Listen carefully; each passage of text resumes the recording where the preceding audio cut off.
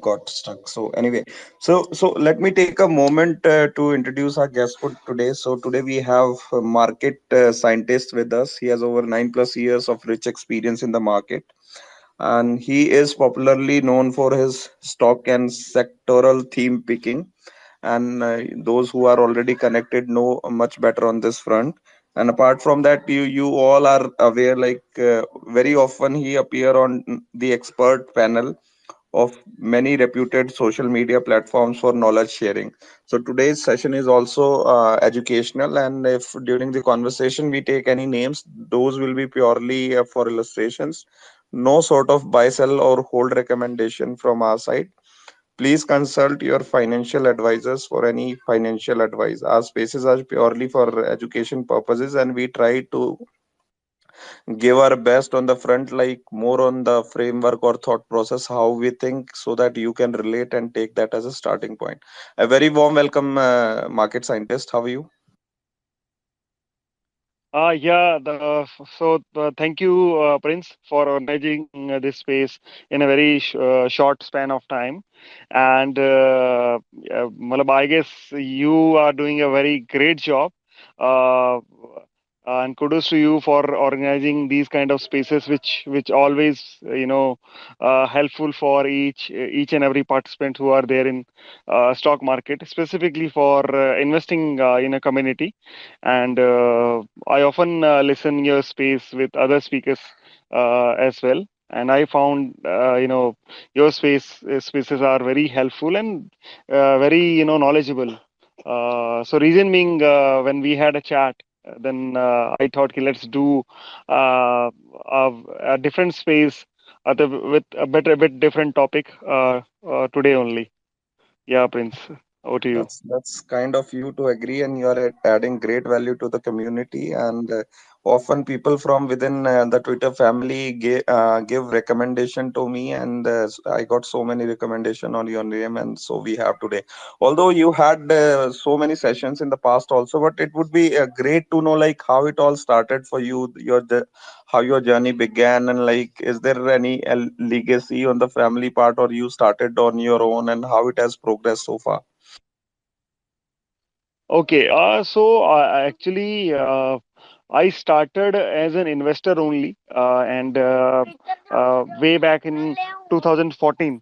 Uh, when I used to watch CNBC, Z Business, but just the stock prices and all. So one of my friend had introduced me into the market, and he was in ICICI Securities, right? So he introduced me in the market, and he said ki the kind of knowledge you have, the kind of business understanding you have, I guess you should come in the market and invest in good businesses. So he was like, जैसे बोलते हैं ना, Sugriva. Then I started my journey, and I started with him only. I started learning what to do, and what to research and how to research, right? And the specifically the psychology part, right? Although I was bit strong in that part, because this is one of my core topic, in which I have been doing lot of research in different topics from last 12 years. So that was something which was my edge. So cause of that, I learned so many things very in a very early stage. But as you know, market is something which is which is uh, which which makes you learn with losses, right? And with some tough learnings, or with some, कुछ डंडा मार के भी सिखाता है. So I believe first 2 years, 2014 and 2015, so these were the years of core learning. So in these years I didn't uh, uh, invest in much of the stocks, but I was investing in some blue chips, or you can say Nifty 50 stocks only. At the same time, I was learning the approach of this fundamental investing with the help of my community, right? So in my community there were a couple of friends, like 3 4 friends, so they were also in the investing, and we used to research together. And so that was the foundation, you can say, of my investing journey, 2014-15. And then in 2016, early 2016, one of my friend had told me ki you have got very good psychological edge, you should uh, look into technicals as well. So that was the time, वो साल था 2016, when I came in technical and started learning some indicators or जो भी होता है, each and everything. So what was my funda at that time is to whatever I need to learn, whether it is one indicator, two indicator, I have to learn that indicator in depth, right? So I've learned few indicators, and I found like candlesticks and RSI and couple of other indicators, and I guess these indicators are enough to make money when market is in momentum. So that was the start of Techno Funda investing for me, and later Techno Funda trading, right? So I started with Techno Funda investing in 2016, and then I guess second half of 2016 I started trading as well. Trading mean to say not that intraday wala, but positional one, right? So I guess that was the year which acted as a catalyst in my journey, 2016, जिसमें since from 2016 to 2008 I made very good profits, whether it is trading or investing. मतलब that was a golden period, you can say, right? Then there was a year of consolidation from 2018 to 19. उसमें I didn't uh, trader cause I was busy in my own assignments, right? But in that period of consolidation, I've invested in some good businesses, right? Although at the end of 2019, right, uh, most of the businesses were in minor profits. मतलब it was a seesaw journey, but somehow I've saved my capital. At the same time, I've grown my capital as well. Saved me in the sense कि trading का कोई पंगा नहीं लिया वहां पे, तो कैपिटल लॉस नहीं हुआ 1 1.5 साल में. Although it was a very you can say boring or volatile period, जिसमें market has shown a very very bad face, or you can say uh, very tough face, specifically for bulls, right? And then again, 2020 was a year again that acted as a catalyst, because the kind of opportunity we had in March, starting from March 2020 to matlab, to let's say August 2020 or September 2020. Although March 2020 is a reference point for most of the people, सब लोग ये बोलते हैं कि उसमें पैसा लगाते, तो ऐसा नहीं था. I believe from starting from March 2020 till September 2020, even till December 2020, there are a lot of sectors or stocks जहाँ पे move आया नहीं था, right? The actual move came in 2020 when. So this has been my journey, and there were 2 years which acted as a catalyst. जहाँ से पूरा turn around हुआ portfolio भी, and my personal earning, that is 2016 2020, right? So this is my journey so far, Prince, and I have been enjoying, and I guess I'm continuously learning. I thought कि अभी भी बहुत कुछ सीखना है.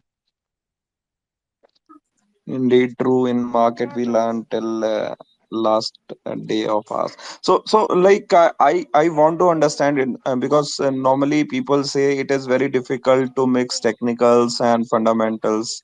And when people start with fundamentals, they have a kind of biasness.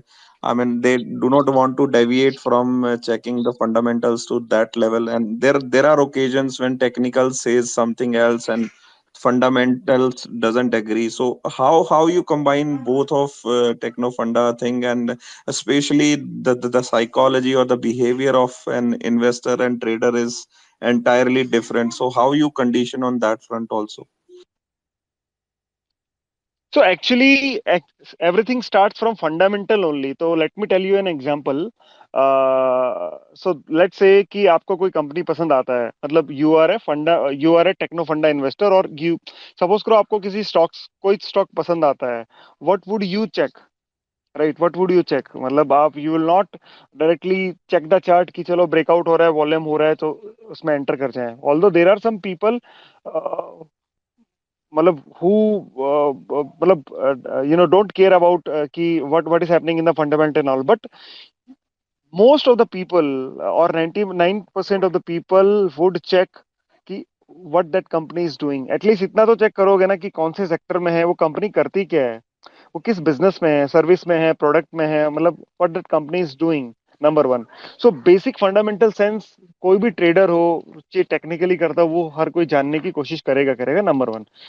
Number two, once you get to know कि that company is in that sector, so people generally have an idea कि उस sector में बाकी stock क्या कर रहे हैं, technically या फंडामेंटली, जैसे भी होगा. राइट, कोई एक सेक्टर बज में आता है, उससे पहले उसका फंडामेंटल बज क्रिएट होता है, टेक्निकल बज बाद में क्रिएट होता है, वो वॉल्यूम्स बाद में आते हैं. Right. So everything, most of the things generally start from fundamental only rather than technicals. Technical is something which confirms those things. For an example, uh, there is, let's say, X sector which is looking good, right. अभी या उसमें there are lot of good things which are happening, तो charts पे नहीं दिख रही, ground पे दिख रही हैं आपको, राइट. तो जो स्मार्ट मनी होएगा, that smart money will start accumulating धीरे धीरे धीरे धीरे धीरे धीरे.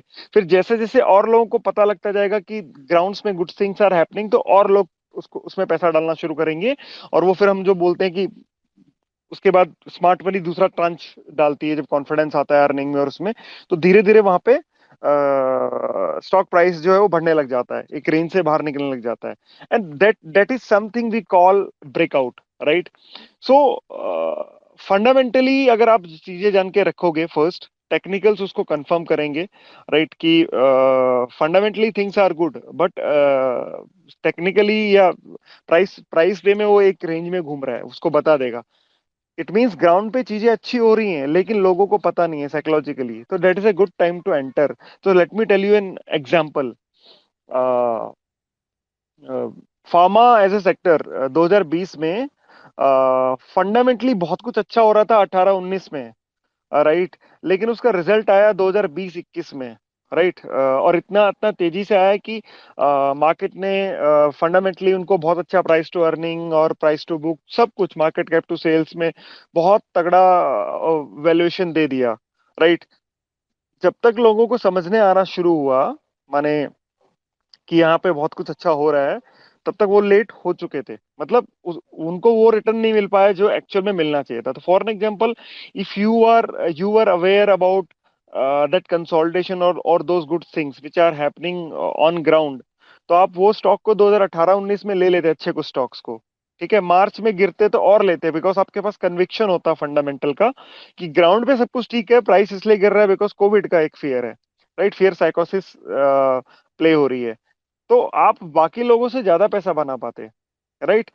टेक्निकल कंफर्म करने के बाद क्या होता है, टेक्निकल्स जब उसको कंफर्म करते हैं कि हाँ चलो अब पैसा और आ रहा है, वॉल्यूम्स बढ़ रहा है, तो आप और खरीद सकते हो, जिसको हम लोग बोलते हैं averaging up, right. So I believe fundamental या टेक्निकल से, मैं तो यही मानता हूँ कि फंडामेंटल पहले होता है. And I would like to relate one more example. Defence में बहुत कुछ हो रहा था 2020 के बाद से, और स्पेसिफिकली 2021 में डिफेंस में बहुत कुछ हुआ. पूरे डिफेंस के स्टॉक्स जो थे 2021 में चले नहीं. I have been accumulating some stocks like, अगर पब्लिकली बोलूं तो कोचिन शिपयार्ड हो गया, 300 के से नीचे था, कोई लेने को तैयार नहीं था, राइट. HAL 1000 रुपए पे घूमता था, कोई लेने को तैयार नहीं था. So these were the two stocks which I have shared with my community as well, in a very early stage. Specifically जब ये रशिया यूक्रेन वॉर हुआ, उसके बाद तो और ऐड किया. And what was the conviction कि भाई ऑलरेडी बहुत कुछ अच्छा हो रहा है, ऑर्डर बुक बढ़ रही है धीरे धीरे, लेकिन ये वॉर सिनेरियो जो प्ले आउट हो रहा है, इसमें somehow we are going to increase our defence spending. हमारा तो कुछ है ही नहीं इसके हिसाब से, वो पूरा पूरा इंडिकेशन आ गया था, right. And that was a time जब स्टॉक चलने शुरू हुए, और आज आप देखो कि मतलब वो डबल से भी ज्यादा हो गया. HUL, कोचिन शिपयार्ड डबल से भी ज्यादा, कुछ और स्टॉक्स हैं जो 3-3 गुना हो गए, राइट. तो समहाउ फंडामेंटली आपको पहले देखना चाहिए, टेक्निकली उसको कंफर्म करना चाहिए. साइकोलॉजिकली आपको, आपका जो एंट्री एग्जिट है ना, उसमें बहुत हेल्प करेगा आपको कि कब एंट्री करना है, एग्जिट करना है, और कब कुछ नहीं करना है आपको, ना तो एंटर करना है ना एग्जिट करना है, राइट. तो psychology plays a very important role in status को. तो फॉर एन एग्जांपल अभी I am having some pharma stocks, 4-5 pharma stocks. So एक दो ऐसे स्टॉक्स हैं जो अभी लिया है महीना भर पहले और कॉस्ट से ना 4-5% नीचे आ गया है। तो लगेगा यार स्टॉप लॉस तो नहीं हो जाएगा, ये तो नहीं हो जाएगा। But if your conviction is right, my conviction is कि फार्मा बहुत अच्छा प्ले आउट करेगा ये साल में, अगर हम ज्यादा ऐसी कंपनियों पे फोकस ना करें which are more into international side. Domestic side में या जो नॉन रेगुलेटेड मार्केट्स में कंपनीज है वहां पे फोकस करोगे, शायद फार्मा काफी अच्छा कर सकता है, वो कंपनीज अच्छा कर सकती है, मतलब सेक्टर ओवरऑल ठीक ठाक करेगा ही। तो ऑल इन ऑल सेक्टर अच्छा करना चाहिए, ठीक ठाक करना चाहिए, वो कंपनीज आपको अपना आप डिलीवर कर देंगी। हाँ, मार्केट के फेसेस ऊपर नीचे होंगे तो स्टॉक्स भी गिरेंगे, राइट। और मतलब so somehow we have to start with the fundamentals, confirm with the technical, and psychologically तो हमेशा आपको उसको एंट्री एग्जिट में आपके काम आएगा, या कभी पैनिक्स होते हैं तो वहां पे साइकोलॉजी काम आएगी, आपका जो फंडामेंटल स्टडी किया था वो आपको आपको काम करके देगा। Yes Prince. Right. So, इसमें like if I were to ask, like you talked about sectors or maybe companies, so there are so many platforms. Twitter is one good platform, and we all have a friend circle, or to say the investment friend circle where ideas are shared, and from that we pick some ideas and do the hygiene check on fundamentals and then look for technicals. But do you, apart from these, do you have any screeners on side of fundamentals or maybe technicals, so as to screen some names and look after, I mean, then further do your research on those names and then go for the selection? So basically from idea generation to selection of an investment. So I believe it is very easy to get an idea uh, basis the what is happening on the ground, and to make a screen and to filter out the ideas. The main thing is that the main screener is you need to research more on ground rather than screener, because screener में क्या होता है, what you research that is something which is past, right. जो भी numbers होते हैं ना कि आरओसी आपको इतना, आरओसी इतना मिल जाए आपको, आरओए इतना होना चाहिए, सीएजीआर इतना होना चाहिए पिछले 5 साल का। You can't make a screener जिसमें आप आने वाले 5 साल का डाल सको, कि आने वाले 5 साल का 15% आपका आरओसी निकल जाए स्टॉक का और ये सब हो जाए। That is something which is your wish, right. And to make that happen और to to research a stock जो वो कर सके, आपको ग्राउंड रियलिटी देखना पड़ेगा कि what is happening on ground. I repeat, because ultimately screeners में वट एवर वी सी तो स्टॉक्स तो बहुत सारे आ जाते हैं, बट वो सब डेटा पास्ट का होता है, राइट। और पास्ट डेटा होता है, उसमें हो सकता है स्टॉक ने ऑलरेडी उसको डिस्काउंट कर लिया हो या उसके प्राइस में हो, राइट। भविष्य में जो होने वाला है वो कभी प्राइस में नहीं होता है। और भविष्य में कई बार ऐसा होता है, for an example you need to take 8-10 bets, 10 bets आपने अच्छे ले लिए, आपके 4-5 बेट नहीं चले, लेकिन 2 बेट बहुत अच्छी चल गई, वो इतनी अच्छी चल गई कि शायद उनके प्रमोटर ने भी नहीं सोचा था कि इतना हम ग्रो कर जाएंगे 5 साल में। तो वो आपका मतलब मल्टी से मल्टी बैगर रिटर्न जो है वहां पे क्रिएट हो जाएंगे, right. So I I believe on ground research more than any filter और ये you know this screener and all. Screeners are very simple, I will share some screeners as well, जिससे you can filter out the stocks. But the main thing is that once you filter out the stocks you need to see कि what is happening on ground. तो for an example if you filter out, let's say आपने कोई screener लगाया, उसमें the what basic filter आई सी, कौन से sector के सबसे ज्यादा स्टॉक आ रहे हैं उसमें। So I generally follow a sector first, top down approach and then stock. अगर सेक्टर अच्छा करने वाला है या कर रहा है और आगे करेगा तो अल्टीमेटली उसी सेक्टर में बहुत सारी कंपनीज भी अच्छा करेंगी। तो first you need to filter down the sector, right? Which sector you are thinking ki bhai, which is going to rock or which is going to contribute more in the GDP or which is going to grow better than any other sector. उसके बाद you need to filter down stocks, अगर if you are convinced enough कि that sector is going to lead in the in next 4-5 years, तो ultimately बहुत सारी companies वो sector में अच्छा करेंगी। तो बेसिक एग्जांपल लेट से कोई सेक्टर है, मैं रिटेल का बात करता हूँ, रिटेल आज की डेट में 8 से 9 लाख करोड़ रुपए का है, मैं मोटा मोटा एक नंबर दे रहा हूँ आपको। तो for an example your vision is कि ये रिटेल का जो हमारा 8 से 9 लाख करोड़ रुपए का जो सेक्टर है, ये लेट से 5 साल के बाद 15 लाख करोड़ का हो जाएगा, एक जस्ट एक एजम्पशन मैं बता रहा हूँ आपको। तो माने 6 लाख करोड़ वहां पे ऐड होंगे। Now which company is going to add और which company is going to take a share from that 6 lakh crore, कौन सी कंपनी सबसे ज्यादा बनाएगी। ऑब्वियसली जैसे रिलायंस हो गया, बहुत बड़ी बड़ी रिटेलर्स हैं, ये सबका अर्निंग्स तो अच्छा खासा ग्रो करेगा, अच्छा अच्छा खासा। आज अगर 5% ये या 2% या 3% कंट्रीब्यूट कर रहे हैं उसमें से, तो हो सकता है कि 3% तो रहे, वो 15 लाख करोड़ में हो सकता है 4 भी हो जाए, अगर ये लोग अपने स्टोर्स बढ़ा लें। सारा कुछ इस तरीके से देखने का है। सिमिलरली जैसे आपको लग रहा है सीमेंट अच्छा करने वाला है, तो सीमेंट इंडस्ट्री का आप साइज देखिए, आज सीमेंट इंडस्ट्री का साइज क्या है। और आप एक एजम्पशन लीजिए, आपको बहुत सारे आर्टिकल्स मिल जाते हैं नेट पे, या इंडस्ट्रीज के सर्वे बड़े आते हैं कि 5 साल में सीमेंट इंडस्ट्री कहाँ पहुंच जाएगी। तो लेट से आज सीमेंट इंडस्ट्री जो है वो $X बिलियन है, वो 10% या 8% की ग्रोथ रेट से 5 साल के बाद $Y बिलियन पे पहुंच जाएगी। तो वो जो पूरा मार्केट बढ़ेगा उसका, पूरा उसमें सबसे ज्यादा शेयर कौन सी कंपनी का बढ़ेगा, या कौन सी कंपनी अपने शेयर को बढ़ा लेगी। तो एक कंपनी है, सपोज करो लीडर है और उसके पास 15% मार्केट शेयर है, सपोज करो, एक एग्जांपल दे रहा हूँ। अभी आपको लग रहा है कि वो कंपनी जो है वो अच्छा करेगी, मार्केट भी बढ़ेगा, और हो सकता है उसका मार्केट शेयर बढ़कर 20% हो जाए। So you need to bet on that company, उसको मिस ही मत करिए आप, राइट। बट उससे पहले you need to research each and everything about that company, कि क्यों वो कंपनी 15 से 20% कर लेगी। वेदर उसके पास कोई मोट है, जैसे जेके सीमेंट है, व्हाइट सीमेंट बनाता है, 50% से ऊपर मार्केट शेयर है, बहुत बड़ा मोट है उसके पास, राइट। हाई मतलब कॉम्पिटिटिव, इतना कंपटीशन नहीं मिल पाता है, अच्छा खासा डिस्ट्रीब्यूटर रीच एंड ऑल, बहुत सारी चीजें हैं, ठीक है। तो उसको तोड़ नहीं पाया जल्दी से कोई, राइट। हालांकि प्लेयर्स काफी आ रहे हैं उसमें, लेकिन स्टिल बहुत बड़ा मार्केट है जेके सीमेंट के पास, राइट। तो वो अपना मतलब आधा मार्केट भी रखेगा ना, तब भी अच्छा खासा ग्रो कर जाएगा। एक प्रकार से मोनोपोली है, राइट। तो इस तरीके से आपको देखना है sector then stock. But first of all you have to make a very strong conviction on the sector, कि भाई ये सेक्टर अच्छा खासा ग्रो करना है।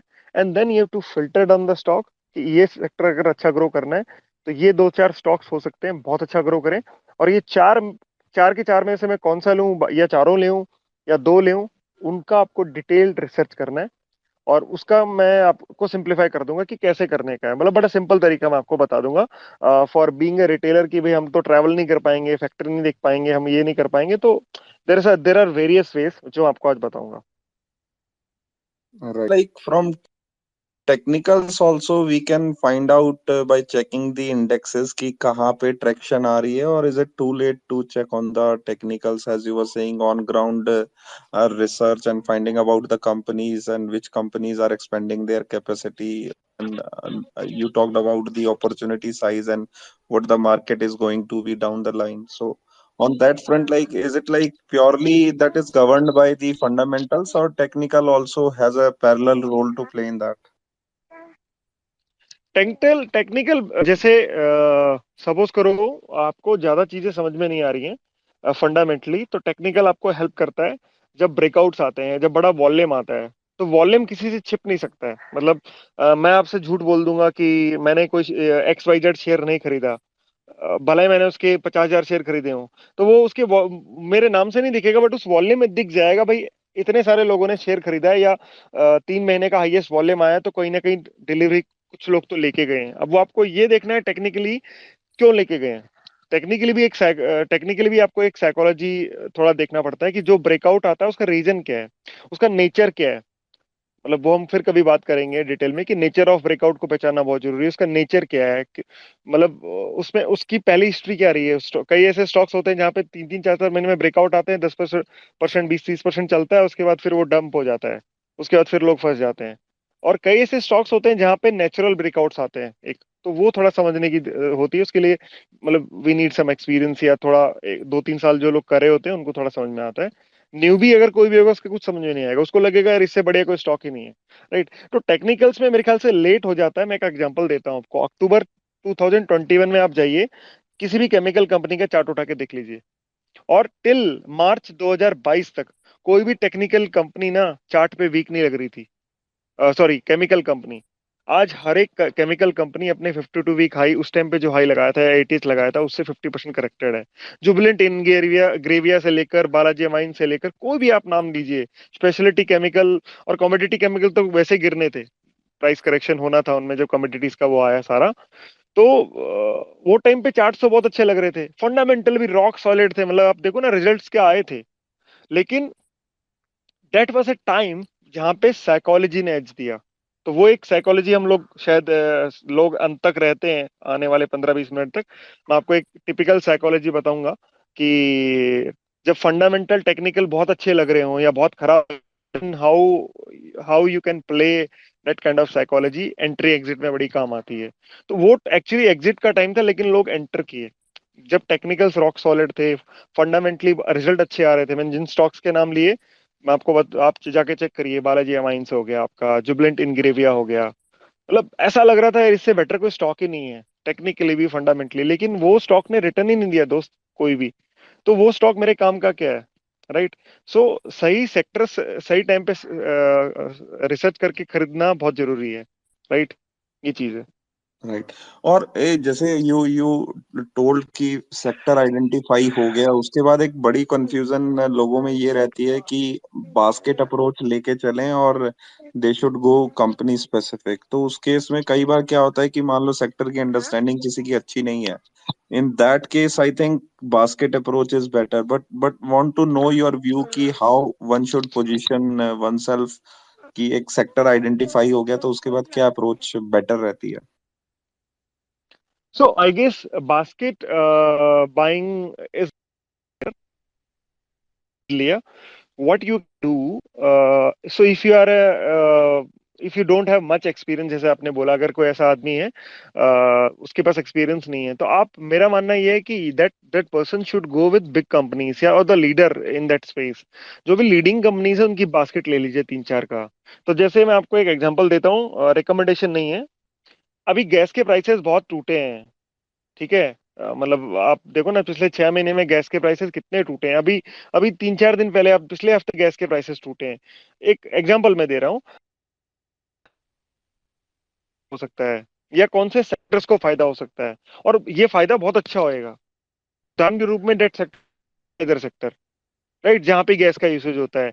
तो अभी आपको इतना समझ में आ गया कि भी गैस के प्राइस अच्छे खासे टूटे हैं, एंड रॉ मटेरियल गैस कहाँ पे होती है हमको वो देखना है। वहां पे उन कंपनीज को शायद अच्छा खासा क्वेश्चन जो है आने वाले 1-2 क्वार्टर में, या हो सकता है आगे तक मिले, बिकॉज पिछले साल अगस्त या सितंबर तक गैस के प्राइसेस काफी ऊंचे चले गए थे, रशिया यूक्रेन और ये सब टेंशन की वजह से। तो एक बेस जो है बड़ा हाई है, अब उस बेस से हम बहुत नीचे आ गए हैं। राइट। कोई बंदा ट्रैक करता हो तो शायद उसे पता भी होगा, 8 या 9 डॉलर के आसपास चले गए थे, और अभी 3 ढाई 2.5 डॉलर के आसपास तक भी करेक्ट हो गए थे। तो इन द सेंस कि इतना कम होने के बाद वो सारी कंपनीज को अच्छा खासा फायदा मिलेगा जहां पे gas as a raw material use होता है। अब आपने ये पहचान लिए 2-3 सेक्टर की भाई यहाँ पे शायद हो सकता है वो गैस प्राइसेस करेक्ट होने से फर्क पड़े, या गैस कंपनीज को भी हो सकता है फायदा हो। अब आपको ये देखना है कि उनमें बड़ी कंपनीज कौन सी हैं, अगर आप नए हैं। राइट। तो जो बड़ी कंपनीज हैं, लीडिंग प्लेयर्स हैं, उन्हीं के साथ जाइए। मतलब छोटे मोटे प्लेयर्स से समझ जाइए। आपको थोड़ा एक्सपीरियंस है, if you have some experience, let's say 4-5 years in investing, what you can do, emerging leaders and leaders का कॉम्बो ले लीजिए। कि आपने दो लीडर्स ले लिए अच्छे खासे, और दो इमर्जिंग लीडर्स ले लिए जो अच्छा कर रही हैं और आगे लीडर बन सकती हैं। और बहुत ही अच्छा एक्सपीरियंस है आपका, 8-9 साल का, थोड़े खतरों के खिलाड़ी आप रह चुके हो, तो फिर आप थोड़े छोटे जो स्मॉल कैप्स होते हैं वो भी ले सकते हो। बिकॉज वहां पे क्या होएगा, अगर सेक्टर बहुत अच्छा कर गया तो आपके जो स्मॉल कैप्स है ना, वो मैड कैप्स बन जाएंगे, मतलब रॉकेट, मतलब बहुत अच्छा मूव दे देंगे आपको। आपका ओवरऑल रिटर्न जो है उसको बूस्ट कर देंगे, कंसीडरिंग कि आप एलोकेट क्या करते हो। तो आई वुड सजेस्ट कि बास्केट अप्रोच तभी फॉलो करें जब आपका एक्सपीरियंस ठीक ठाक हो, मतलब 4-5 साल से लेकर 8-9 साल तक। एल्स अगर आप नए हो, एक सेक्टर आपने ढूंढ लिया, तो उसके जो लीडर्स हैं, दो तीन कंपनीज, उसी में थोड़ा एलोकेशन बढ़ा के उसी में रहिए, वही बेटर रहता है, rather than looking for other sector की मैं सब जगह पैसा कमा लूं। पैसा कमाने के लिए 2-3 सेक्टर बहुत हैं एक साल के। Right.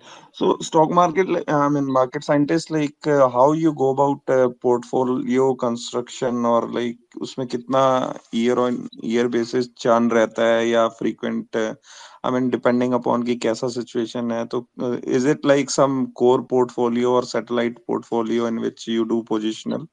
How you go about it? सो अलग अलग किया हुआ है, satellite I is different and core is different. So core में छेड़छाड़ बहुत कम होती है, वंस इन ए क्वार्टर और वंस इन ए मंथ, कभी कभार लगा तो ये रहेगा। जनरली उसमें ग्रेजुअल जो होता है, मतलब अकमुलेशन ही होता है। तो what I do, I generally start with 30-40% allocation, जब थोड़ा पता लग जाए, या 50% एलोकेशन, उससे ज्यादा नहीं। And then I gradually increase the allocation in that sector और स्टॉक, ठीक है, in core portfolio. But satellite में क्या होता है कि देर आर सम अपॉर्चुनिटीज जहां पे you have to act very fast, थोड़ा रिस्क होता है वहां पे। तो वहां पे हो सकता है कि अगर आपको लग रहा है कि यार ये अपॉर्चुनिटी बड़ी जल्दी प्ले आउट हो जाएगी, 2-3 महीने में प्ले आउट हो जाएगी, तो आपको बड़ी जल्द एक्ट करके पूरा ये उसमें चर्निंग करना पड़ेगा। तो कौन सा ऐसा सेगमेंट है, कौन सा ऐसा स्टॉक है जहां पे आपको लग रहा है भाई अब यहाँ पे रिटर्न इतने ज्यादा बनेंगे नहीं, या कोई ऐसा स्टॉक है जो जहाँ पे आपने जो सोचा था वो नहीं हो पा रहा है, तो वहां से एलोकेशन कट करके आपको चर्न करने का है, राइट। रादर देन नया फंड डाली जाओ, वो सब नहीं करने का अनटिल अनलेस आपके पास हो। मेरा मानना ये है कि नया फंड तभी डालिए जब बड़ा, खासकर नया फंड हमेशा कोर पोर्टफोलियो में डालना चाहिए, रादर देन सैटेलाइट में ज्यादा नया फंड नहीं डालना चाहिए अनटिल अनलेस कोई बहुत तगड़ी अपॉर्चुनिटी हो तब। ये चीज है। तो चर्निंग सैटेलाइट में करना चाहिए। प्रॉब्ली एवरी मंथ आपको कोई ना कोई अपॉर्चुनिटीज मिल जाएंगी, every month, if not every month, then मेरे को लग रहा है 2 या 3 महीने, एक क्वार्टर में तो आपको बहुत सारी अपॉर्चुनिटीज मिल ही जाएंगी, कोई ना कोई करेक्शन मार्केट में आ जाती है, और जो ट्रेंडिंग सेक्टर है वहां आपको एंटर करने का मौका मिल जाता है, ये स्टॉक्स है उसमें। राइट। सो मैक्रोज का कितना रोल रहता है आपकी इन्वेस्टमेंट में? How much of macros should we I mean look after? So how we go about this all? So I guess macros ka, it's a very big role. Everything starts from macro only, right? Whether it's global macro or domestic macro, क्या बोल रहा है क्या नहीं है, and where you are invested. तो आप ऐसे सेक्टर में इन्वेस्टेड हो जहाँ पे ग्लोबल मैक्रो से कोई ज्यादा फर्क नहीं पड़ता है, डोमेस्टिकली फर्क पड़ता है, तो you have to track that well. Although there are some sectors जहाँ पे विच यू आर होल्डिंग, जहाँ पे ग्लोबल मैक्रो को भी आपको देखना पड़ेगा। तो फॉर एन एग्जांपल अभी टेक्सटाइल, एक मैं बताता हूँ, रिकमेंडेशन नहीं है, टेक्सटाइल सेक्टर हो सकता है कि एक अच्छा खासा करेक्शन और दे प्रोबेबली, या हो सकता है एक थोड़ा कंसोलिडेशन वहां पे और चले, मैं करेक्शन नहीं बोलूंगा बिकॉज ऑलरेडी अच्छा खासा करेक्शन वहां हो गया है, शायद एक कंसोलिडेशन और रहे अभी और चले, बिकॉज ग्लोबल मैक्रो है ना कई जगह पे वीक हो रहा है, तो टेक्सटाइल स्टॉक्स आर इम्पैक्टिंग। बहुत सारे ऐसे कंट्रीज है जहाँ पे ग्रोथ जो है वो इतना आ नहीं रहा, मतलब एक्सपोर्ट्स घटे हैं, या कुछ ऐसी कंपनीज थी कि कोविड के बाद तो ऑर्डर मिल गया लेकिन वो अभी रिपीट ही नहीं कर पाए, राइट। तो जो बड़ी कंपनीज है वही कर पा रही हैं, और ज्यादातर कंपनीज जो है वहां पे आपको डिक्लाइन देखने को मिल रहा है। और at the same time domestic macros, अगर मैं रिटेलिंग की बात करूं, वो भी धीरे धीरे धीरे धीरे, दिवाली इतना अच्छा नहीं गया, मतलब that face was very bad, right. Again on ground information, right. आप जाके अगर रिटेलर से पूछोगे तो बोलेंगे हमारी दिवाली शायद कोविड से पहले कभी ऐसी खराब गई होगी, उसके बाद नहीं गई कभी जैसे अभी दिवाली गई थी। तो इन द सेंस कि वहां पे need to look, continuously look into the macros, global और डोमेस्टिक। नाउ व्हाई, अभी आप बोलोगे वो सेक्टर तो मैं होल्ड ही नहीं कर रहा हूँ, आप होल्ड नहीं कर रहे हो, लेकिन वो सेक्टर शायद हो सकता है ये साल एक ऐसा बॉटम बनाए, या स्टॉक्स जो हैं एक ऐसे जगह पे जाके खड़े हो जाए जहां पे कोई लेने को तैयार नहीं होएगा, या बोल सकते हो कि वो प्राइस में सब कुछ डिस्काउंट हो जाएगा। Bad global macros, bad domestic macros, in textile front में बोल रहा हूँ सिर्फ, अदर सेक्टर्स में नहीं। वो एक मौका होएगा जहां पे आपको वो प्राइसेस मिल जाएंगे जो शायद हो सकता है कुछ स्टॉक्स में रिपीट ही ना हो, मतलब आगे आपको देखने को ना मिले। जैसा मार्च में हुआ था ना, मार्च 2020 में रिटेलिंग तो सब बंद ही हो गया था, दुकानें बंद हो गई थी। तो वहां पे आप जैसे, रिकमेंडेशन नहीं है, नितिन स्पिनर करके एक शेयर था, 40 रुपए में उसने किसी किसी ने सोचा ही नहीं कि इसको लेना चाहिए, लेकिन यहाँ 200 रुपए के ऊपर 250 रुपए में सबको अच्छा लग रहा था।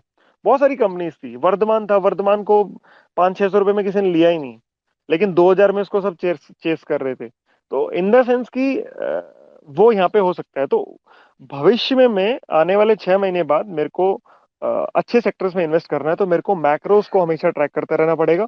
तो करंट सेक्टर जहाँ पे इन्वेस्टेड हो वहां का इन्फॉर्मेशन भी मिलता रहेगा, प्लस आगे क्या अपॉर्चुनिटीज आ सकती हैं वहां पे भी आपकी एक ईगल आई रहेगी, ये चीज है। Right. So pharma and defense you already talked about, also touched upon oil and gas companies. So उसके अलावा क्या मार्केट में अभी करंटली क्या अच्छा लग रहा है, और होली के बाद का कैसा मार्केट आप देख रहे हैं, मतलब गोइंग फॉरवर्ड फॉर नेक्स्ट से 1 क्वार्टर और 2 quarters, if you have any view? So I believe दो सेक्टर्स में बोल रहा हूँ, जहां पे मेरे को लग रहा है अच्छा खासा सिग्निफिकेंट चाल आने वाला है। एक तो है इंफ्रा।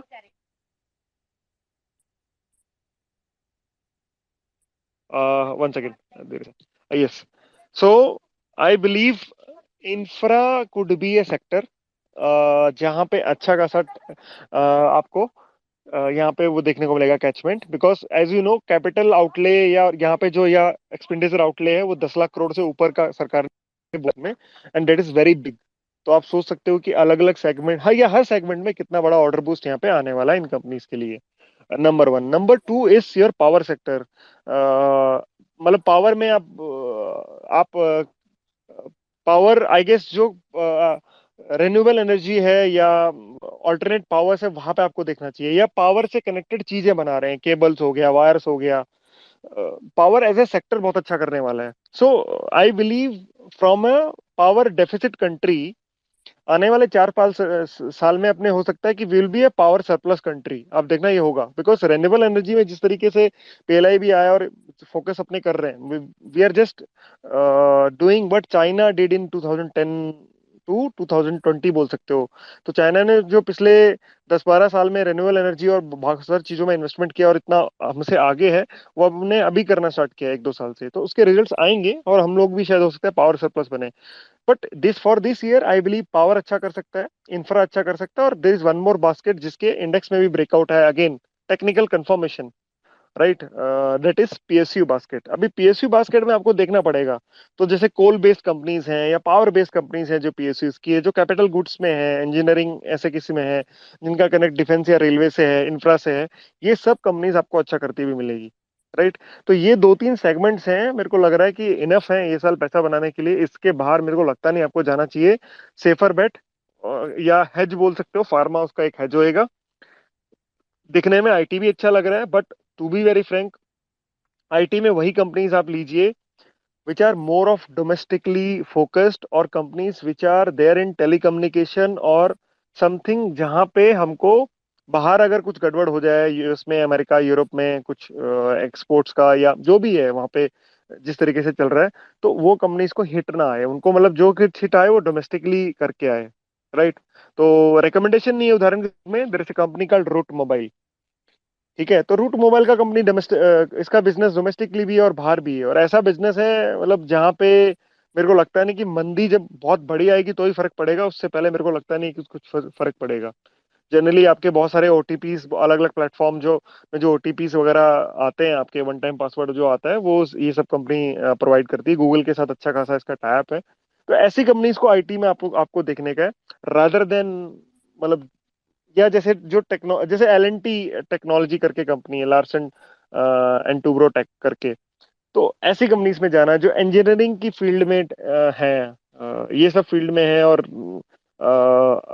एल एन टी जिस तरीके से बढ़ रहा है, लार्सन एंड टूब्रो लिमिटेड जो है वो जिस तरीके से अच्छा करने वाला है इंफ्रा में, तो ultimately it will be an indirect boost for that company, L N T take.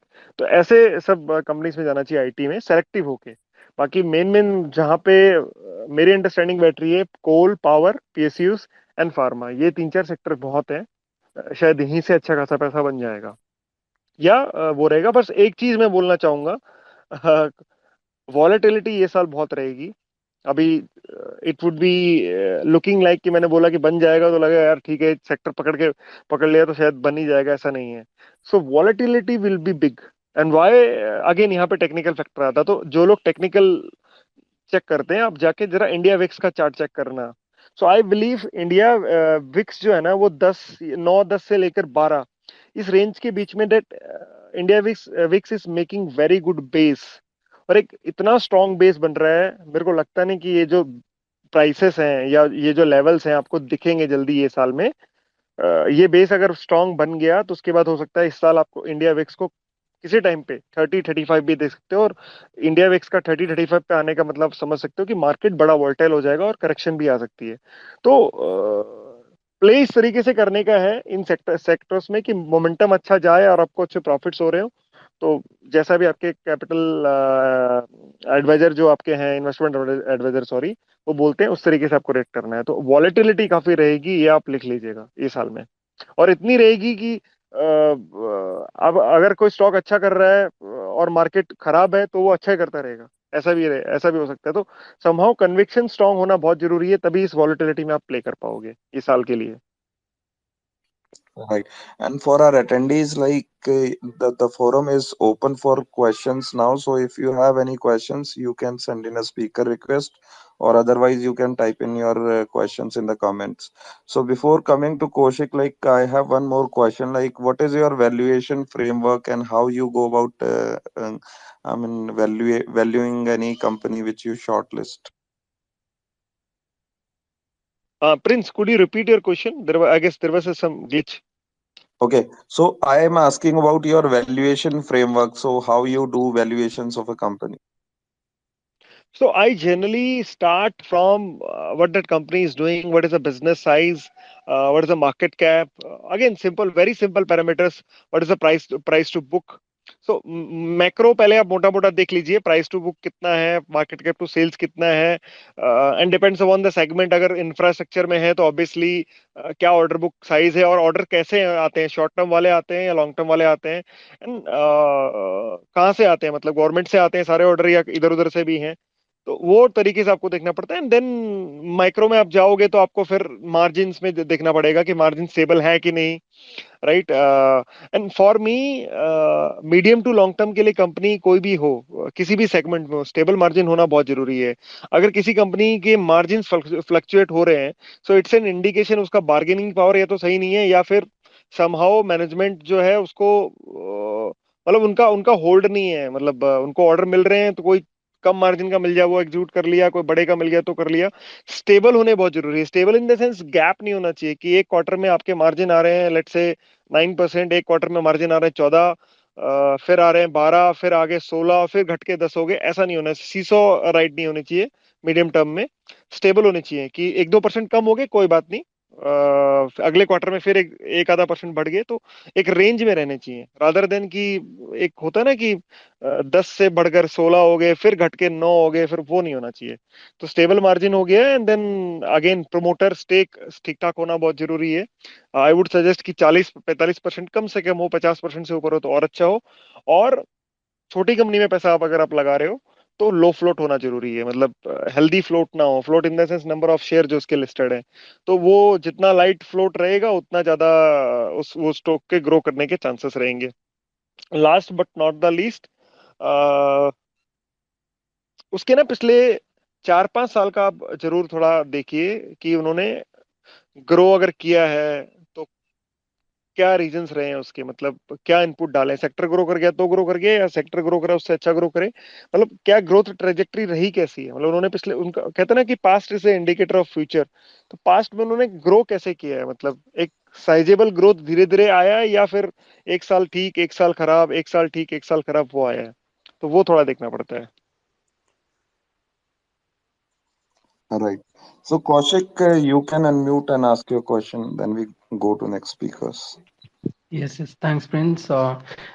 हाय, मेरा क्वेश्चन यही है लाइक सबसे ज़्यादा आई वांटेड टू अंडरस्टैंड अभी एक कंपनी को वैल्यू करना हो गया and we are like okay, ये एक एंट्री पॉइंट है और लग रहा है हमको ग्रोथ वगैरह सब कुछ हमारा कैलकुलेशंस के अकॉर्डिंग है, but how do we take it as an entry point? For example like एक टेक्निकल यूज करके कैसे हम उसको जज कर सकते हैं this is a good time to enter और this is the good time to accumulate? और इज इट लाइक एक साल में मुझे अक्यूमुलेट करना है तो क्या एंट्री पॉइंट्स देख के अक्यूमुलेट करना है? Okay, so let me simplify. So if you start मतलब before technical, if you start with fundamentals, तो for an example एक stock है, सपोज करो उसका प्राइस 100 रुपीज है, राइट। और उसका लेट से उसका जो ईपीएस है डेट इज 50। एक एग्जांपल दे रहा हूं मैं, ठीक है। So what would the P, price to earning कितना कितना रहेगा?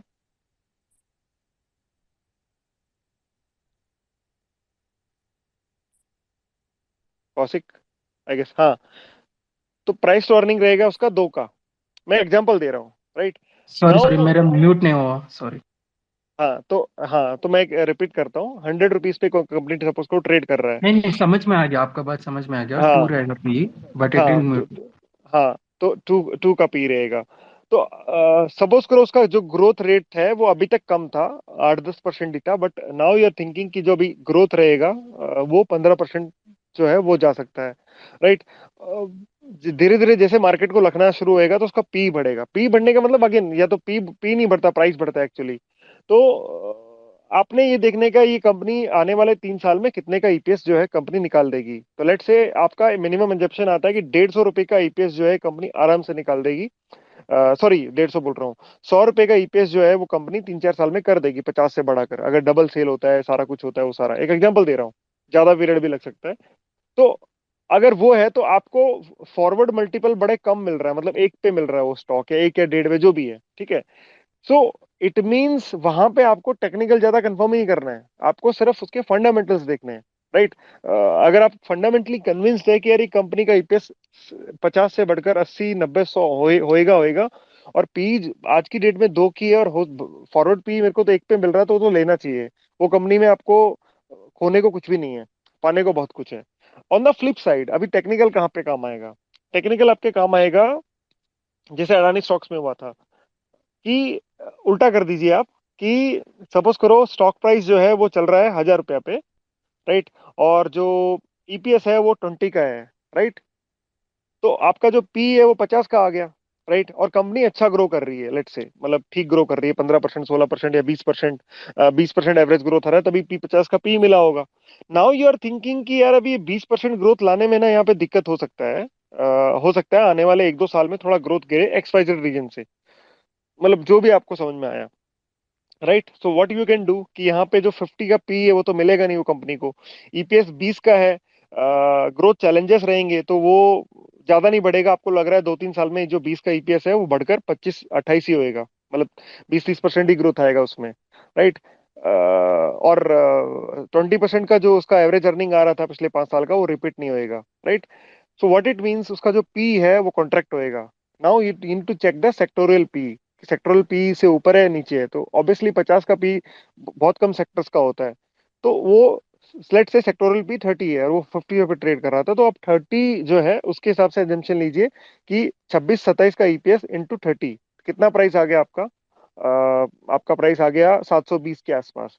व्हाट इट मीन्स, वो स्टॉक में अगर आपको लॉन्ग टर्म एंटर करना है, राइट, तो आप उस स्टॉक को में जल्दबाजी नहीं करोगे एंटर करने की। जब वो 700 पे आएगा ना, 700 या 800 पे आएगा, वो कब आएगा? जब आपका एजम्पशन सही जाता है, आपको लगता है कि यार नहीं, यहाँ पे अर्निंग इतनी तेजी से नहीं बढ़ेंगी, व्हेन यू आर श्योर। तो जब वो नीचे आएगा 800 के नीचे या 700-800 के बीच में आएगा, देन यू टू रिव्यू कि अभी क्या लग रहा है। अभी मतलब जो तब तक आई एम श्योर तब तक कोई ना कोई अर्निंग आ चुकी होगी उसकी, आपको हिंट हो जाएगा, right.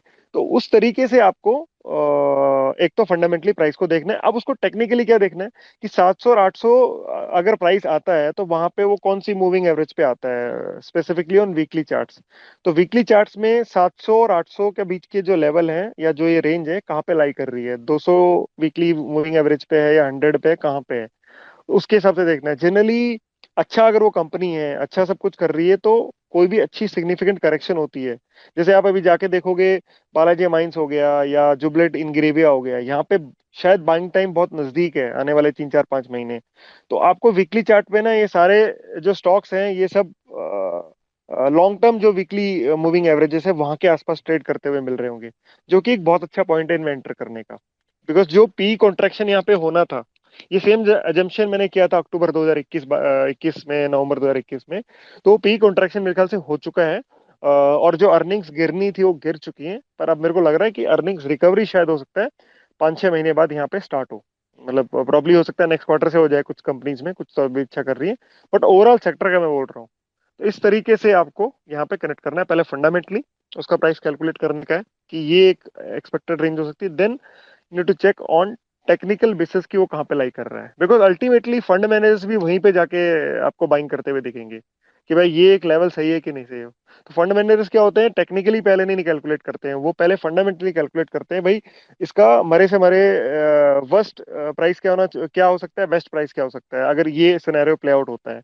And then they check on the fundamentals कि यहाँ पे डिमांड जोन है कि नहीं। तो जनरली 200 ईएमआ होगी, whether on daily chart, weekly chart और मंथली चार्ट में तो बहुत रेयर सिनेरियो होते हैं। So these are very good demand zones माने जाते हैं। कि 200 हफ्ते की जो मूविंग एवरेज है, ये सब पॉइंट्स में बहुत तगड़ा डिमांड जो है जनरली ज्यादातर स्टॉक्स में हिस्टोरिकली अगर आप जाको देखोगे तो स्टॉक्स को मिलता है। ठीक है Kaushik? Right. He got dropped. So he, yeah, he got your answer. So Dharam Beniwal, you can unmute and ask. Yeah good evening all. Sir मेरा क्वेश्चन है पीएसयू स्टॉक्स के लिए स्पेसिफिकली। जैसे ग्रोथ हमने, am I audible? Yes you are. Yeah sir actually मेरा जो question है वो पीएसयू स्टॉक्स को लेके है। जैसे ग्रोथ हमने लास्ट क्वार्टर ऑफ 2022 में देखी है पीएसयू स्टॉक्स में, जैसे आरविनल है और बाकी सारे स्टॉक्स हैं, बैंकिंग स्टॉक्स में खासकर हमें जो तेजी दिखने को मिली। तो अभी जो सर रिसेंट करेक्शन आया उसके बाद वो ठीक ठाक डिस्काउंट में अवेलेबल है। जैसे एक फैक्ट करके जो स्टॉक है, फर्टिलाइजर स्टॉक है, वो अभी अराउंड 50% करेक्शन पे हमें टॉप से मिल रहा है। तो मैं सर उसको लेके जानना चाह रहा हूँ आपकी राय कि अभी 2023 जो है पीएसयू, मैंने ओवरऑल चार्ट्स देखे हैं रिसेंटली अभी, और इस करेक्शन के बाद स्पेशली मैंने ट्रैक करना शुरू किया कि जो 200 डेली मूविंग एवरेज के आसपास जो स्टॉक्स मिल रहे हैं, जिनमें sir specially order book improve हो रही है, ऐसे स्टॉक्स को मैंने सेलेक्ट किया और उनकी मैंने स्टडी की। तो ऐसे स्टॉक्स सर जिनकी ऑर्डर बुक अच्छी दिख रही है फ्यूचर के लिए 2023 24 25 के लिए, आने वाले 2-3 सालों के लिए, तो इन पीएसयू स्टॉक्स के बारे में आपकी सर क्या राय है? आपको लगता है कि पीएसयू सेक्टर 2023 में अच्छा करेगा? ओवरऑल पीएसयू स्टॉक्स की बात कर रहा हूँ मैं। देखो ओवरऑल सेक्टर अच्छा करेगा, स्टॉक स्पेसिफिक हो सकता है, कई स्टॉक्स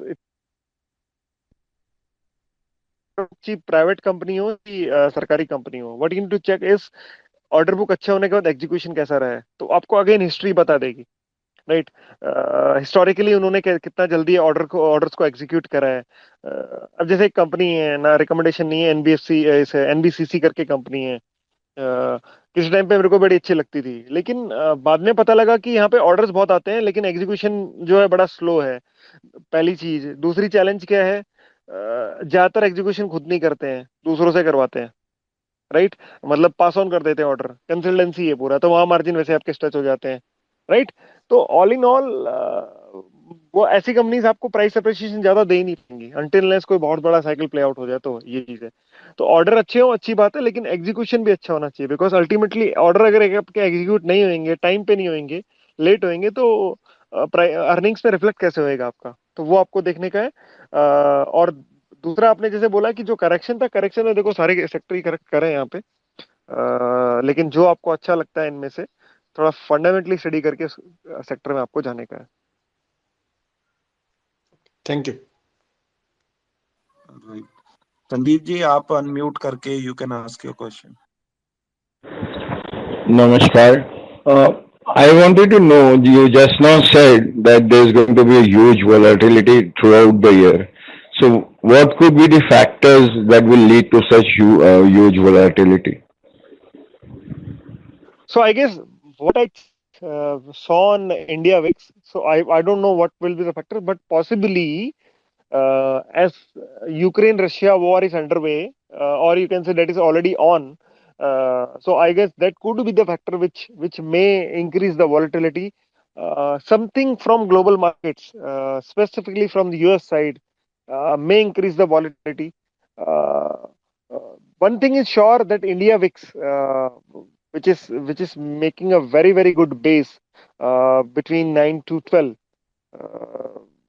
और दिस जोन, और ये 4 का जो 9 से लेकर जो 12 का जोन है, आई बिलीव शायद ये लेवल आपको जल्दी से देखने को ना मिले इस साल में।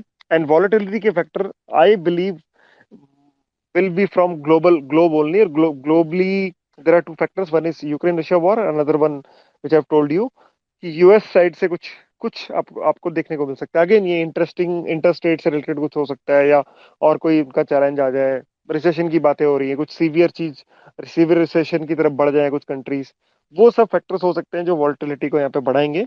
ऑन इंडिया साइड मेरे को लगता नहीं कि इलेक्शन का वॉलेटिलिटी हो सकता है, 2-3 स्टेट्स के इलेक्शन है, वहां पे वॉलेटिलिटी जरूर रहता ही है। फैक्टर्स ज्यादा कंट्रीब्यूट करेंगे वॉलेटिलिटी में, global factors will drive the volatility, and अच्छा खासा स्पाइक्स उसमें आ सकता है। बट उससे पहले एक चीज है, बड़े वॉलेटाइल फेज से पहले कभी भी आप याद रखिएगा, विक्स इतना ओवरसोल्ड हो जाता है, 9-10 पे आ जाएगा, और रैली भी शायद बहुत तगड़ी आ जाती है। तो ऐसा हो सकता है कि एक फ्यूरियस सा राइस आए, कि मतलब कुछ सेक्टर्स के या कुछ स्टॉक्स के जो भाव हैं वो 30-40-50% एकदम से बड़े शॉर्ट स्पैन में अप्रिशिएट हो जाए, या हो सकता है 100% भी हो जाए, कोई बड़ी बात नहीं है।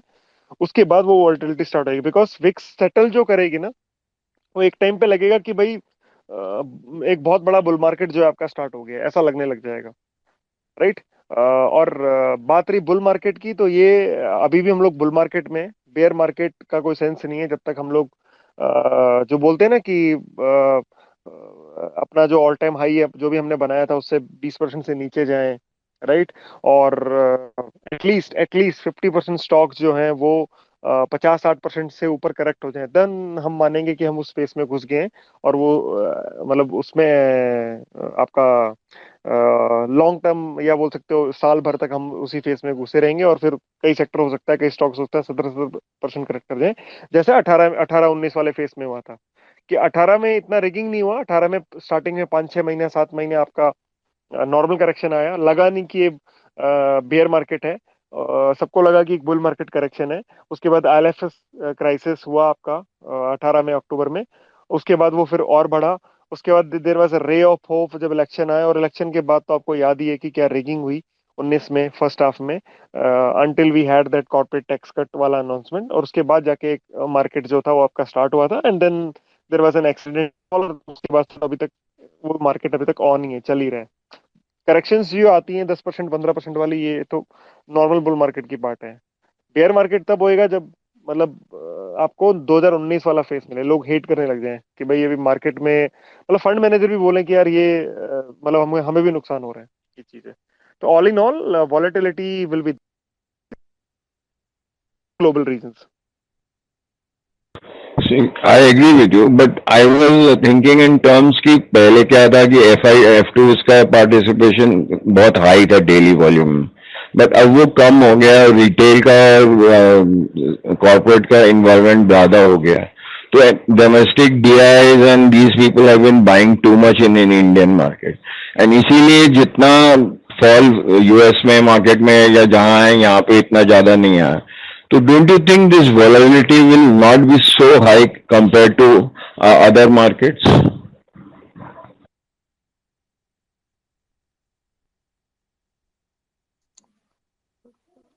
Sanjeev ji, are you done with your question? Yeah, sorry, I was Okay. saying that initially there was too much of F2 involvement in the Got Indian it, got it. market, but that has now reduced. Now more retail participation is there, and D2 and retail has bought a huge chunk of that amount because of huge inflows into mutual funds. तो वो volatility जो normally foreign market में होनी चाहिए वो अभी नहीं होगी, ऐसा मुझे लगता है, इतना ज्यादा नहीं होना चाहिए. नहीं सही बोल रहे हो, थोड़ा कम होएगा, लेकिन अल्टीमेटली ग्लोबली कुछ भी ऐसा ट्रिगर आउट होता है। सो इंडेक्स क्या होता है ना, मतलब अगेन इंडेक्स ये नहीं दिखता है कि क्या कौन लोग का स्टेक कम है, कौन लोग का ज्यादा है। वहां पे जब एक फेज का ब्रेकआउट आता है ना, तो वो ऊपर जाना ही जाना है। डिपेंड्स करता है कि बाहर कोई डेवलपमेंट होता है, जैसे ग्लोबली हम लोग बात कर रहे हैं, कोई एस्केलेशन हो जाता है वॉर में या इसमें, वो उसका नेचर क्या है। अगर वो बहुत ज्यादा ऐसा है तो सारी विक्स हाई जाएंगी, हो सकता है हमारी इतनी हाई ना जाए, या हमारे यहाँ पे अगर कुछ खराब इवेंट हो गया अनफॉर्चुनेटली, तो हो सकता है हमारी विक्स जो है वो आउट परफॉर्म करे, ऊपर में इतना ज्यादा जाए, बाहर वाली ना जाए।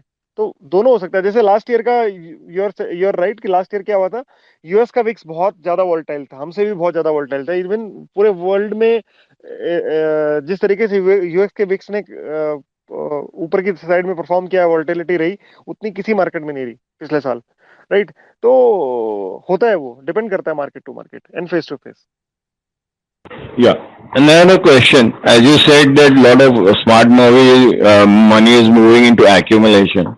So please also tell us when will be the right time to get out of such stocks after buying them. So I guess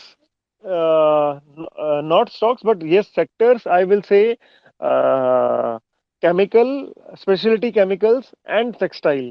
These are the two sectors where systematic investment plan can be deployed basis your investment advice.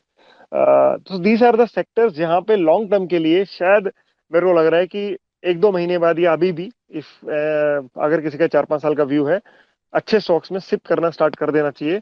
बहुत अच्छा उसको यहाँ पे एक अच्छा अच्छा खासा accumulation जो है 5-6 महीने में उसका हो जाएगा। Thank you, sir. Thank you so much. Thank you, Sanjeev ji. Market scientist, like when it comes to risk management, so what all you see in case of managing your risk of overall portfolio?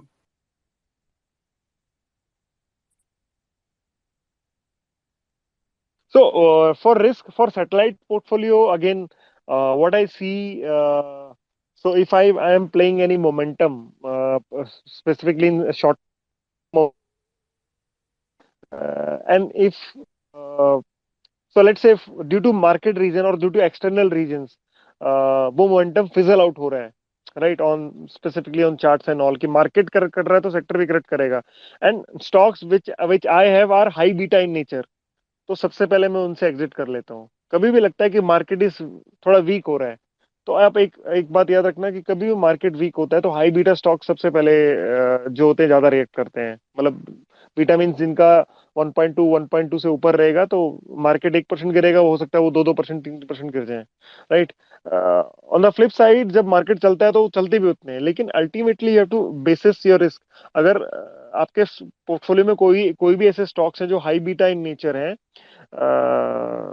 उनका nature ऐसा है high बीटे वाला, और आपको risk लग रहा है market में, या मार्केट में कुछ वीकनेस दिख रही है, कंसोलिडेशन दिख रही है, तो वो स्टॉक्स में आपका प्रॉफिट हो या लॉस हो, कुछ भी हो सैटेलाइट पोर्टफोलियो में, आपको एक बार रिव्यू करके उनसे निकलना चाहिए या पार्शियल एग्जिट करना चाहिए, number 1। Number 2, if thesis is not playing out, तो फॉर एग्जांपल आपने सैटेलाइट पोर्टफोलियो में कुछ लिया हुआ है, लेट्स से 2-4-5 महीना 1-2 क्वार्टर के लिए आप प्ले कर रहे हो, बट वो चीजें प्ले आउट नहीं हो रही हैं, राइट,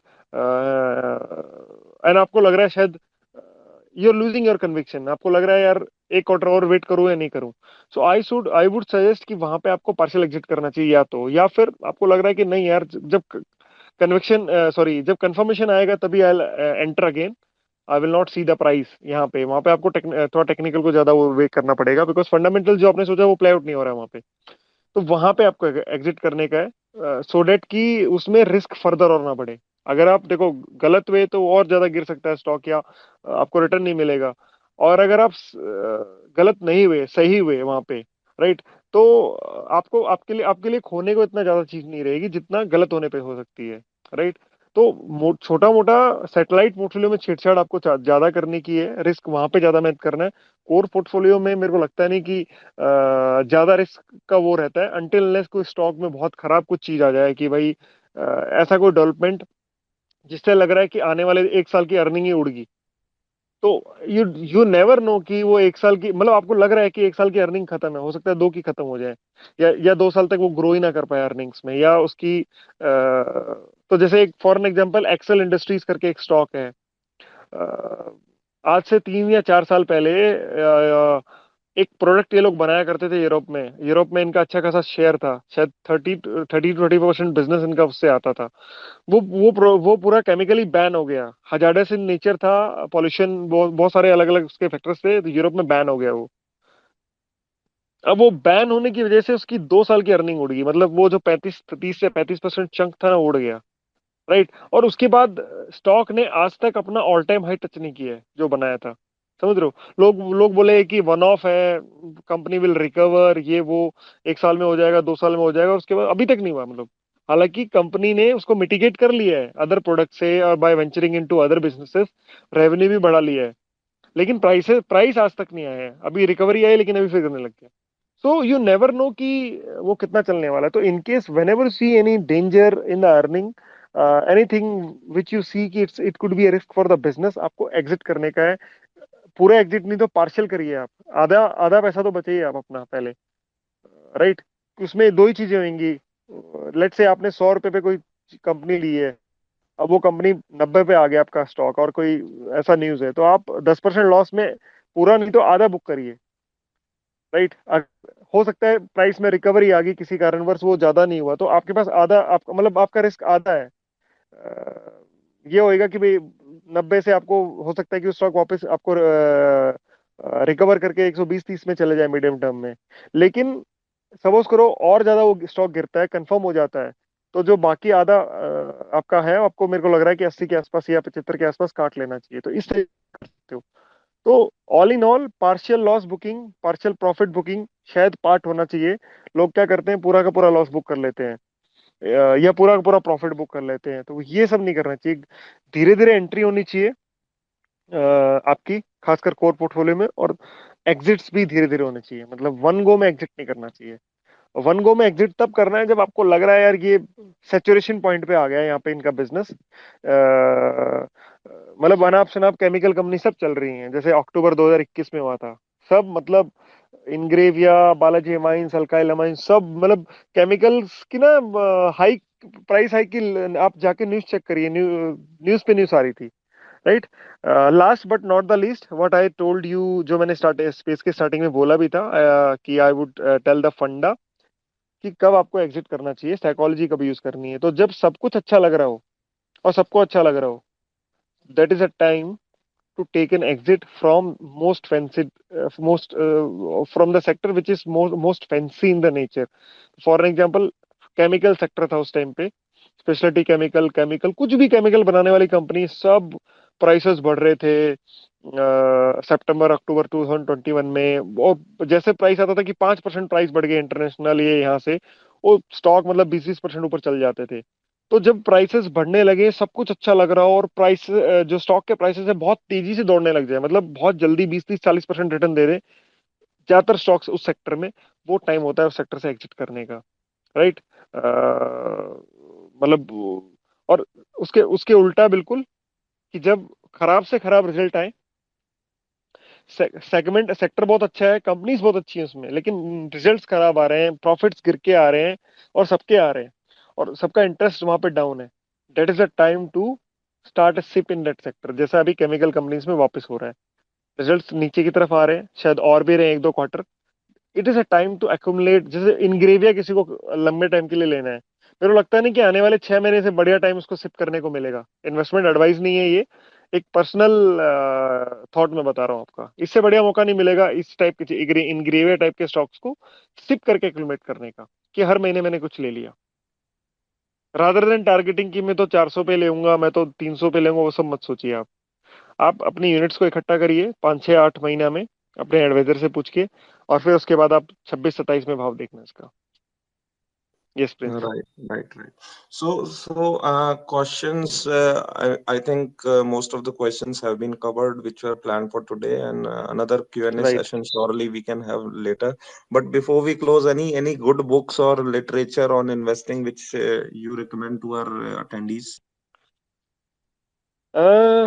आई गेस देखो, बुक्स मैंने, मैं टू बी वेरी फ्रैंक, मैं इतना बुक्स पढ़ता नहीं हूँ। I use to be a very good reader before 2015-16। उसके बाद सोशल मीडिया जब से हिट हुआ है, तब से तो मतलब डिजिटल कंटेंट पे आ गए।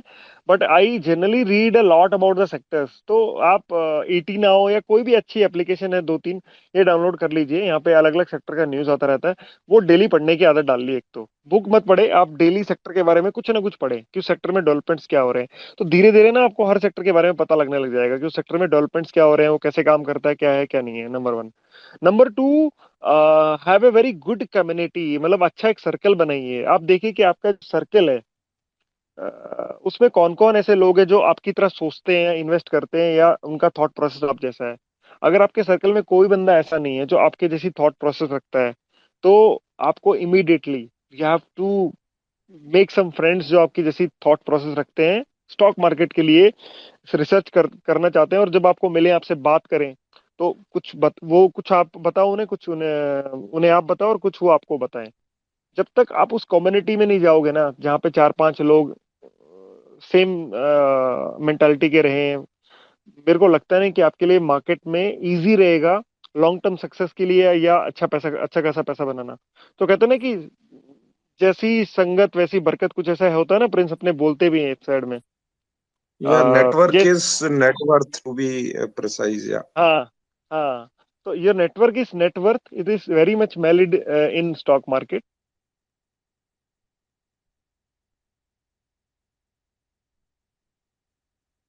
Where you can get the sectoral information, read about every day, read something about some sector or any sector you are tracking, उसके बारे में आप सर्च करिए गूगल में. Number 3 tip is behavioural. जो इन्वेस्टिंग है ना आपका बिहेवियर, मतलब ट्राई टू रीड और try to watch some videos on YouTube behaviour के ऊपर. कुछ मॉडल्स होते हैं, मतलब लाइक आपका जैसे आपका कोई इमोशन आपको कंट्रोल नहीं होता है, तो यू कैन आप simply put you on your that search box YouTube पे डालोगे कि how to control that emotion, आपको बहुत सारे वीडियोस मिल जाएंगे. आप देखिए ना, आपको कुछ ना कुछ इंसाइट मिलेगा. तो ऐसा कुछ ना कुछ करते रहिए जहां जहां से आपका जो बिहेवियरल पार्ट है ना वो स्ट्रांग हो. ऑल्दो आप जब ये सेक्टर्स के बारे में पढ़ोगे, कन्विक्शन स्ट्रांग होगी, तो कुछ बिहेवियर उससे सुधर जाएगा, कुछ आपकी कम्युनिटी से सुधरेगा, बट एक नेचुरल बिहेवियर भी होना जरूरी है, जो जब आप सेल्फ स्टडीज करोगे और उस पर रिएक्ट करोगे तब सही होएगा. तो ये 2-3 चीजें हैं जो मैंने खुद ने करी है, इसलिए बताना चाह रहा हूँ. बुक्स मैंने टू बी वेरी नहीं पढ़ी. इन्वेस्टिंग के ऊपर तो कभी कोई बुक नहीं पढ़ी. साइकोलॉजी और ये मार्केटिंग का जरूर पढ़ा होगा काफी बुक ये. हाँ, rich dad and poor dad, I don't know वो आप बिहेवियर से रिलेट करोगे या किससे, वो जरूर मैंने पढ़ी थी, और एक बार नहीं, कम से कम 3 बार पढ़ी थी 2016 से पहले. तो ऐसी कुछ बुक्स आप पढ़ सकते हो, रिच डैड पुअर डैड, तो जो आपको बिहेवियरल वे में हेल्प करें. Great, great. So many thanks for today's session. It was really insightful. We got to know many new nuances, and market is, as you rightly said, is all about learning. So we all should do our hard work, and there is no alternate to hard work. So Right. the session is recorded. So basically, those who missed or maybe joined late, they can revisit later on my handle, and sometime down the line, I'll be placing this over my YouTube channel, which goes by the name Prince Accidental Investor. So all the podcast with all the guests which come to this forum, I try to place over there so that they can, I mean, the attendees or people in our community can listen to any time, because there are times when they have some kind of family commitments or professional commitments and they couldn't attend live spaces. So for that, the channel has been created.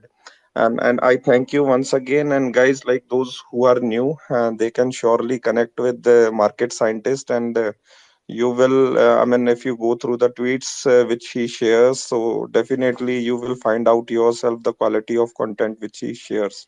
So thank you again, and surely we meet again. And yeah, any closing remarks before we close? Closing remarks. uh, so I believe it was a very good session. कुछ चीजें शायद बहुत time बाद मैंने discuss करी, मतलब बहुत सारे स्पेस हुए हैं जब से स्पेस वो है, but there are some things जो शायद स्पेस पे मैंने कभी डिस्कस नहीं किया. एक दो चीजें आज ऐसी डिस्कस हुई हैं जो शायद इसी स्पेस पे हमने डिस्कस किया है. स्पेसिफिकली जो आपका सेक्टोरियल और वो वाला जो पार्ट था कि सेक्टर्स पे हम जब जाएंगे तो फिर स्टॉक्स पे कैसे आएंगे, और देन स्टॉक से सो ऑन, कि आप डिटेल ग्राउंड पे जाके चेक करिए. लाइक यू सेड कि फिल्टर क्या देखना है, तो फिल्टर लोग देख लेते हैं, निकाल भी लेते हैं, फिर उसके बाद का फिल्टर नहीं मिल पाता है कि आगे का कैसे देखें, तो वो आपको ग्राउंड से मिलेगा. और बुक्स की जगह जैसे मैंने अप्रोच बताया जनरली, जो आपने पूछा रिक के कि क्या अप्रोच होना चाहिए, तो आई ऑलरेडी टोल्ड यू कि सेक्टर्स के बारे में पढ़िए, कहीं ना कहीं एप्लीकेशंस बहुत सारी हैं उनके थ्रू, और एक कम्युनिटी में आप जरूर रहिए. लाइक यू सेड कि your network is your net worth, right. वो के बिना मतलब मेरे को लगता नहीं कि प्रिंस भी एग्री करेंगे मेरे साथ कि आपके लिए पॉसिबल ही नहीं है. जब तक आपका नेटवर्क सही नहीं है ना, आपके लिए पॉसिबल नहीं है, स्टॉक मार्केट में छोड़ो, किसी भी चीज में, राइट. ये है. और you know so lot of good insights और lot of good information we have shared, covered, and I have spoke about which I guess space में शायद कुछ चीजें मैंने इतनी कभी कभी डिस्कस नहीं करी हैं. So very good You know, session and yes yes. I almost like every time when I have session, I try ki we talk least about the stocks, and we focus more on the process. So almost like 100+ podcast are there, तो उसमें कोशिश की है कि different different sector से different different trading style, technicals, fundamentals, fund managers, तो कोशिश ये की गई है कि उनका जो थॉट प्रोसेस है इन्वेस्टिंग का, कि इतने लंबे टाइम से वो मार्केट में सस्टेन कर रहे हैं और अच्छा पैसा बना रहे हैं, तो वो राइट। थॉट प्रोसेस और the framework they are using, that is more important. देखो मैं बहुत बड़ी बात नहीं कर रहा हूँ, मेरा उसमें थोड़ा बहुत कंट्रीब्यूशन है, जो हमारे गेस्ट आते हैं there contribution is more, but if you scan through the YouTube channel, you will find so many gold mine sessions, and trust me, like अगर आप में पेशेंस है, वो 2-4 मिनट का आपने स्टॉक टिप के लिए आपने वीडियो देखना है, तो आप शायद गलत जगह आ गए हैं, but if you are genuinely interested in learning the market nuances, so that channel will surely help you in your journey. एक So प्रिंस, एक एक एक और चीज, सॉरी, इफ यू परमिट, एक एक चीज मैं शेयर हाँ करूंगा हाँ, आपको। Please please. जैसे थॉट प्रोसेस का बात हुआ ना, मैं एक चीज बताता हूँ आपको। सो मेरे एक दोस्त हैं, दोस्त तो नहीं बोल सकता, हाँ मतलब दोस्त ही बोल लीजिए, मेरे को जानते हैं पिछले 6 साल से। राइट। 6 साल पहले हम लोग जब मिले थे फर्स्ट टाइम पे, उस टाइम पे सोशल मीडिया वगैरह इतना होता नहीं था, तो जो जनरली हम लोग फिजिकली मीट करते थे, मिल लेते थे, चलो क्या डिस्कस कर रहे हो, क्या आइडिया है, कुछ बताओ। So he is a fundamental investor, right. और उनका जो स्टाइल था वो ये था कि अगेन सेम सेक्टर्स को सर्च करना और स्टॉक्स को पिक करना और उसमें पैसा बनाना। बट होता ये था कि सेक्टर्स वो बहुत सारे सर्च कर लेते थे और स्टॉक्स भी पिक कर लेते थे, और मतलब जिस सेक्टर की न्यूज आई कि यार यहाँ कुछ होने वाला है, अब वो होने वाला है 2 साल बाद, वो लेना शुरू कर देते थे। ये गलती करते थे। तो हमने जब डिस्कस हुआ कि भाई यार गड़बड़ी हो रही है तो कहाँ हो रही है, तो then we came to know कि यार शायद मैंने उनको ये बोला, मैंने कहा ये शायद हो सकता है आप मिस्टेक कर रहे हो कि आपने सेक्टर से बहुत ले लिए हैं, और आपकी रीडिंग स्टडी सब कुछ ठीक है, मतलब शायद बहुत डिटेल स्टडी करते थे कि ये 1.5 साल बाद ये हो जाएगा, 2 साल बाद इतना कुछ आ जाएगा यहाँ पे। बट जब तक चीजें मेटरलाइज नहीं होंगी तब तक आपके बिजनेसेस में मतलब आपकी अर्निंग्स ग्रो नहीं करेंगे ना स्टॉक की। तो 2 साल बाद होएगा, उसके बाद जाके मतलब उस स्टॉक में मूवमेंट ही 1 साल बाद आना शुरू होएगा, अगर वो 2 साल में होने की पॉसिबिलिटी होगी। तो what we did, simple approach जो हमने करेक्ट किया ना, करेक्शन जो मैंने शायद अभी बताया अभी, कि जब चीजें सब कुछ खराब लग रही हो किसी भी सेक्टर में, मतलब जहां पे लग रहा हो कि यार इस सेक्टर में कोई इंटरेस्टेड नहीं है, और ऑब्वियसली जब किसी सेक्टर में कोई इंटरेस्टेड नहीं होगा ना, उस सेक्टर को आपको पी बहुत कम मिलेगी, सेक्टर की, स्टॉक की। अगर सेक्टर की पी कम है तो जो सेक्टर की जो अच्छी कंपनीज है ना, उनकी पी भी कम ही मिल जाएगी आपको। उनको ढूंढो आप, राइट, और उनमें सिप करना स्टार्ट करो, या उनमें धीरे धीरे एलोकेशन स्टार्ट करना पड़ो, और जो स्टडी आपको डिटेल करनी है उनमें करो, आपका पैसा बनेगा। So believe me Prince and guys, उन्होंने ये अप्रोच चेंज किया, बिकॉज उनका, मैं अभी भी उनसे कई बार पूछता हूँ यार कुछ ये सेक्टर के बारे में कुछ रिसर्च करके बताओ ना, तो काफी अच्छा रिसर्च कर लेते हैं। मीडिया पे एक्टिव वगैरह नहीं है इतने, ट्विटर वगैरह के सब का शौक नहीं है, फेसबुक वगैरह पे रहते हैं, लेकिन स्टॉक वगैरह कुछ नहीं डालते, पर्सनल लाइफस्टाइल का डालते हैं। सो मतलब उन्होंने ये चेंज किया और सेम चीज करनी स्टार्ट करी कि सेक्टर जब खराब लग रहा है, मतलब in the sense mark earnings थोड़ी गिर रही हैं, इंटरेस्ट है नहीं, उस सेक्टर के बारे में वो रिसर्च करते थे, उस सेक्टर में पैसा लगाते थे। और मेरे को लगता है नहीं कि शायद मेरे सर्कल में जितना पैसा उन्होंने बनाया होगा उतना किसी और बंदे ने बनाया होगा। वेरी वेरी वेरी अच्छा एग्जांपल मैं आपको बताता हूँ। 2019 में प्रिंस अगर आपको कोई बोलता ना स्टील सेक्टर में पैसा लगा दो, कोई नहीं लगाएगा। उन्होंने मतलब एक एक मेरा फेवरेट स्टॉक है, कभी से मैं डिस्कस भी करता हूँ, शारदा एनर्जी, और एक और है गोदावरी पावर। ये दो कंपनीज हैं, और भी दो चार कंपनीज थी स्टील सेक्टर में, वो पूरा सिप कर रहे थे, पता है आपको, 19 में। मतलब गोदावरी पावर जैसा स्टॉक, मतलब वो 40 रुपया 50 रुपया में ले रहे थे। आज का जो मतलब उसका भी आप उसको अगर उसका ये क्या बोलते हैं स्प्लिट को आप हटा लो तो, राइट। शारदा एनर्जी वो 200 रुपया में सर, 200 रुपया 250 रुपया 150 रुपया में सिप कर रहे थे, और जब कोविड का फॉल आया तो और लिया उन्होंने, राइट, ये सारे स्टॉक्स, और अच्छा खासा क्वांटिटी एक्यूमुलेट कर लिया। आप आज जाके शारदा एनर्जी, जीपीएल सबका भाव चेक करिए। गोदावरी पावर 350 450 पे मिलेगा आज भी, इतना सारा स्टील के उसमें करेक्शन हो गया। शारदा एनर्जी आज की डेट में 1100 रुपए पे ट्रेड कर रहा है, उन्होंने अच्छा खासा क्वांटिटी एक्यूमुलेट किया, सोचो। ठीक है, सेम फार्मा में उन्होंने किया। तो जो सेक्टर खराब लग रहे थे ना 19 में, उन्होंने वो बोले यार ये कब तक खराब रहेंगे, तो पूरा स्टडी किया, बोला जैसे मैंने एक एग्जांपल दिया था 2 का पी, तो ऐसे 3-3 की पी पे ट्रेड कर रहे थे ये सारे स्टॉक। तो बोला यार 3 की पी पे है प्रवीण,